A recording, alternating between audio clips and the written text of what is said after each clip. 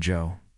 Rogan has once again sent shockwaves through the fight world with his fearless take on the upcoming clash between Jake Paul and Gervonta Tank Davis, the UFC. Commentator didn't sugarcoat a thing. He declared that Jake Paul's overwhelming size and power could potentially end Tank's boxing career if they ever meet in the ring. Rogan explained that while Davis is one of the most explosive and dynamic punchers in modern boxing, his natural size puts him at a massive disadvantage. He highlighted that Jake's frame, reach, and overall physicality could be far too much for the smaller but highly skilled Tank to handle. According to Rogan, this isn't just about who's the better boxer, it's about how dangerous size can be when power collides with precision. My opinion is, I just want to say, in case someone calls me into court, I'm an idiot and I don't know nothing. And don't take my advice. I love the Saudis. Don't take my opinion. I love the Israeli government. I love everybody. That had nothing to do with them. Hmm? That was Jake Paul promoting it. You know, it's just like, but doesn't bother me. There's compromising the sport, and that's like bad. It's just like if I bet on it, watching it with people who are so in on it, and then also man, the sports betting apps, they introduced like chat apps in them in Australia. So it's like they're trying to take the place of social media companies where you go together and you meet your friends. Like betting should be exciting enough without having a weird. They're just trying to draw you in. They're just trying to make money, right? So they're trying to draw you in. Rogan went on to admit that Jake Paul has evolved far beyond being a social media entertainer trying to box. He credited Paul's progress, saying that if he wasn't famous for YouTube, the world would probably praise his rise as one of the most impressive transitions in combat sports.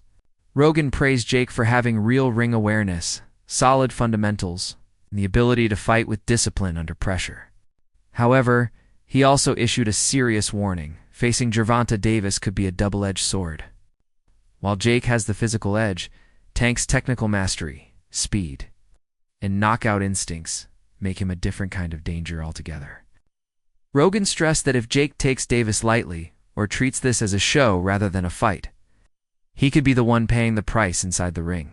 What do you think of this Jake Paul fella? I always say that if Jake Paul was not a YouTube star, people just looked at him like an up-and-coming boxer, you would say, this kid's got a lot of fucking talent. He's dangerous. I think his strength is that they underestimate him because of what his background was. And they think there's no way that some guy who became famous off of YouTube is going to be an actual legit boxer. If you look at what he's done, he's a very good boxer. Jake Paul didn't hold back either. In a bold statement, he confidently claimed, "I would destroy him in the ring because of my size." Even though he tried to wrap the comment with a tone of respect for Gervonta's skill and patriotic spirit, it immediately sparked outrage across the boxing community.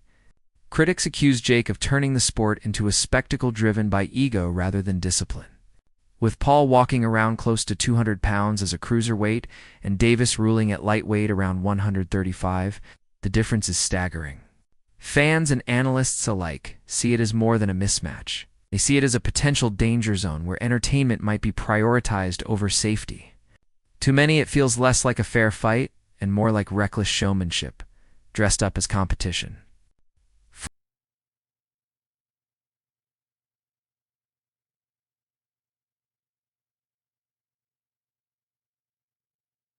I'd be down. Let's run it. Like, I'd be super, super down. I don't know if Gervonta needs Jake Paul. Let's be clear, right? Is there a height limit in boxing? For Tank, there's no way that this goes well for Tank Davis. Because if he wins, they go, oh yeah, world champion. Of course you were supposed to beat that YouTuber. If he struggles but wins, they go, ooh, Tank is washed. He struggled against Jake Paul. He still won, but he had a hard time. And then, of course, if he loses to Jake Paul. And him and boxing lose their credibility. His remarks gained traction, just as official details about the highly anticipated event were announced. The fight is officially scheduled for November 14th, 2025, at the Kaseya Center in Miami, and will stream globally on Netflix as a 10-round exhibition match. The catchweight is reportedly set at 195 pounds, an eye-popping leap above Davis's natural fighting class of 135. Even Jake hasn't fought that heavy in his recent bouts. The weight jump alone has become one of the most discussed aspects of the fight. sparking concerns about how Davis will handle the physical strain of facing someone nearly 60 pounds heavier than his usual opponents. It's being marketed as an exhibition. Many are calling it one of the riskiest fights ever proposed between two boxers of such different builds. My point still stands where it stands. Jake Paul wins this fight. I already bet Gervonta Davis in the DMs. We locked the bet. Guys, it's obvious Jake wins this fight. If you guys know anything about fighting, you know about weight classes. You know that Jake's been training for actual years. He's been locked in. Oh my days. Jake Paul versus Tank Davis. Is this real? This can't be real. Because he was talking about fighting Joshua, which is heavyweight.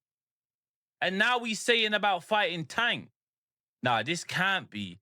It's Netflix as well. I need to go and do some checks and see if like the main pages have posted this. But Jake Paul's posted it. It says Friday, November 14th.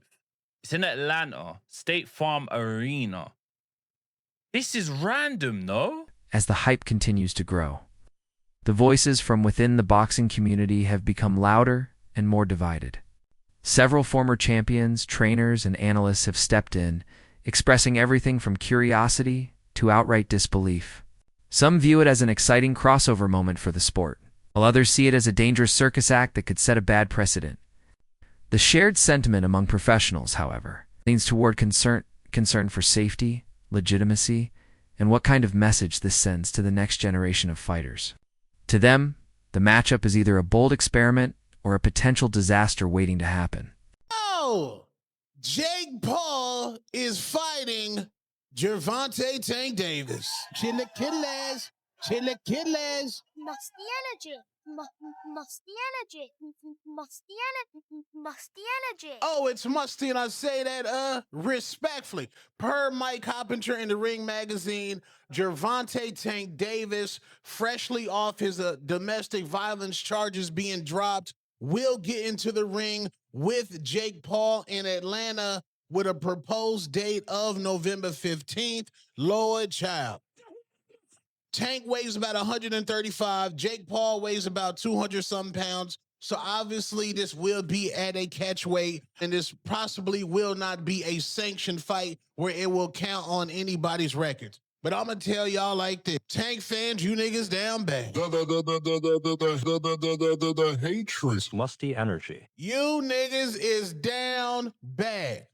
Tank basically on the back half of his career, according to my brother Nestor Gibbs from the Boxing Voice. This man, Gervonta Tank Davis, said, I am not fighting no Shakur Stevens. The man said, I'm not even going to rematch Lamont Sanat. The man just said, I'm not even thinking about fighting Dev Dollars, Devin the Dream, Debo Haney. I am going directly into Jake Paul. I've been told you that Tank was the black Jake Paul. Tank been the black Jake Paul. Man ain't care about legacy. Man ain't care about none of that, bro. Tank fans, you niggas down bad. Protect your fighter. It is musty at the highest level. And poor Lamont Sanat, it might be over for Lamont Sanat. He got to fight somebody. You might need to fight Gary Russell Jr. right now.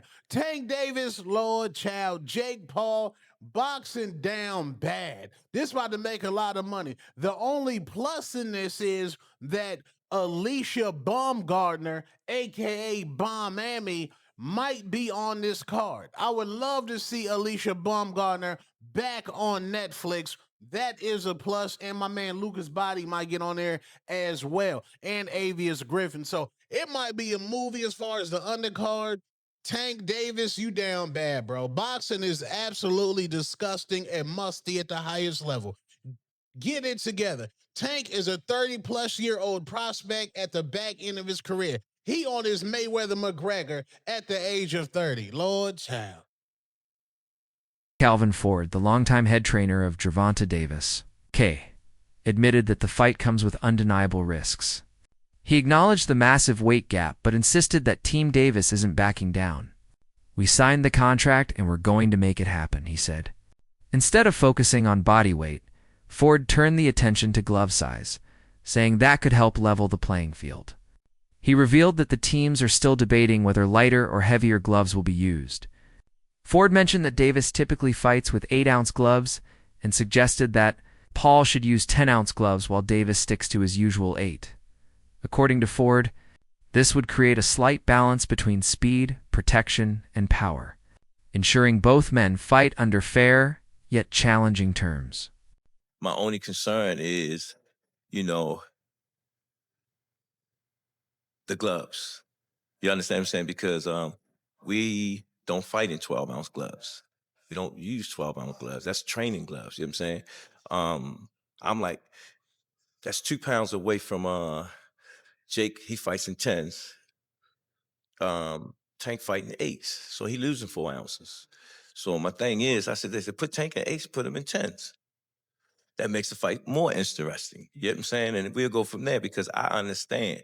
And I brought that question up to one of his handlers. They was, no, we don't want to do no mixed match. It's supposed to be expedition. What, now y'all want the wins and the loss. You know what I'm saying? All these prescriptions, but you want to be great. Being great is really pushing the envelope. You know what I'm saying? Tank don't really care, So when I brought this up, he said, dang, facts. You know what I'm saying? So again, he can wait at 10s and we wait at 8. Explained that before this unexpected opportunity with Jake Paul appeared, the team was preparing for a rematch with Lamont Roach Jr. It was a logical next step, a pure boxing move that made sense from a career standpoint. But when the Jake Paul offer came through, the team saw it as a blessing in disguise. The financial reward, global exposure, and spotlight that come with a Paul fight were simply too big to ignore. Ford defended the choice by emphasizing that Gervonta has earned the right to take major opportunities, even if they come outside the traditional boxing path. He said that sometimes a fighter must walk through the biggest door available, even if it's not the most conventional one. However, not everyone is thrilled, especially after the Georgia Athletic and Entertainment Commission flatly refused to sanction the fight in Atlanta, citing the dangerous weight difference. Commission Chairman Rick Thompson dismissed the fight as the dumbest idea I've ever heard, calling it nothing more than a money-making stunt. After the rejection, promoters quickly moved the fight to Miami, where looser regulations made it possible to proceed. Say today, the chairman of the Georgia Athletic and Entertainment Commission, the commission that is going to be voting whether or not to approve Tank Davis and Jake Paul. His name is Rick Thompson. He has some very choice words for Jake and Tank fighting. He says it's the dumbest ish he's ever heard. It's a money grabber, and he's not okay with that. And he doesn't like the arrogance of Tank Davis and Jake Paul announcing their fight, marketing their fight, having press conferences and shit before the commission can vote whether or not they're going to approve the fight. He calls it arrogance. Their concerns, obviously, the weight discrepancy between the two. In the state of Georgia, two competitors cannot outweigh each other by more than 9 pounds. Tank and Jake Paul's teams have already submitted a rule waiver request to get that rule waived. And Rick Thompson also said in this article that he is expecting the committee to put it to a vote as to whether or not they're going to approve this fight on September the 18th when they're meeting again. Also, we got some insight that USA Today tried to reach out to other members of the committee, and all of them declined to comment on what's going on. But what I do know is that the Georgia Athletic and Entertainment Commission, it's a 5-person panel that's going to be voting on this Tank Davis, Jake Paul. Even former world champion Amir Khan voiced his disgust, labeling the matchup disgraceful and warning that these types of exhibition fights could seriously damage boxing's reputation. Khan said that weight classes exist for a reason and that ignoring them undermines the safety and respect of the sport. He accused both fighters, especially Davis, of chasing spectacle and cash instead of legacy and greatness. While Khan recognized Tank's talent and heart, he criticized the decision to fight someone nearly 2 divisions larger under such unfair conditions. According to him, if something goes wrong, the consequences could be severe both physically and morally for the sport. His message was clear and piercing. This isn't how champions should move. And if boxing continues down this road, it risks losing the very soul that built it. There's a few boxers out there who are frowning at Jake Paul and Gervonta Davis fighting in an exhibition bout. You know, they can frown, but one fighter has been more vocal than the rest, and that's Amir Khan. The thing with Amir Khan, you know he's always been about his Wu-Tang cream, dollar bill, y'all. Now he's mad because Gervonta Davis and Jake Paul figured out a way to rob the bank, like Mayweather and Conor McGregor did. Amir Khan out here talking about, you know, someone's gonna get hurt. This needs to stop. That's why people respect MMA so much. You don't see these fools trying to go over to MMA and do what they do in boxing. There needs to be some kind of control. He pulled a Eubank Senior on us. Parliamentary procedure. I'm like, what the fuck? Anyway, if Amir Khan had an opportunity to fight Jake Paul, all it is, hey guys, let's do the right thing and stop this social media nonsense. All fighters should stick to fighting, whether boxing or MMA. We shouldn't be crossing over, doing this misfit shit, fighting YouTubers or fighting Jake Paul. On this fight, a really bad mismatch. And you know what? Whoever the promoter is and that's agreed Gervonta to fight, and whoever the promoter is to fight for Jake Paul to say fight this little man. I mean that's wrong, man. I mean that's just like torturing someone. I mean going in there and hurting someone is just not fair on Davis. But like say you don't know what position Davis is in. I heard that he's been having a lot of legal problems and been arrested a couple of times for a couple of felonies and stuff. I've seen with his ex-wife and stuff. So you know what? You don't know what's going through his head. Maybe he just wants to cash up and walk away from the sport. And maybe this is a great opportunity for him where he's seen this fight come up and he's like, "Fuck it, I'll take it." But yeah, I mean, yeah, I think they're making boxing a joke. Really, one day someone's gonna end up getting hurt so badly, then it's gonna definitely destroy the sport.